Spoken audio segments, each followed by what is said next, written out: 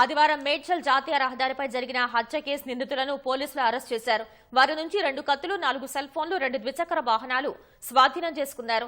కామారెడ్డి జిల్లా మాచారెడ్డికి చెందిన ఉమేష్ లేబర్ వృత్తి చేసుకుంటూ మేడ్చల్లో నివాసం ఉంటున్నారు.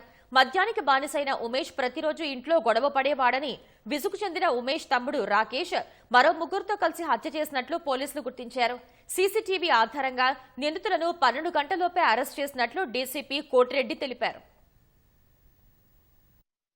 తాగుడికి అలవాటై ఫ్యామిలీని, తల్లిదండ్రుల్ని, తమ్ముళ్ళని, చెల్లెని, భార్యని ట్రాక్ చేయడము వాళ్ళు తట్టుకోలేక వెక్స్ అయిపోయినారు. సొంత తమ్ముడు గుగులోతు రాకేష్ ఇట్లా అవుతుందని చెప్పేసి వాళ్ళతో డిస్కస్ చేసి ఇతను ఎలిమినేట్ చేయాలనే ప్లాన్ తోటి 2 కత్తులు తీసుకొచ్చి అతని మీద అటాక్ చేయడం జరిగింది.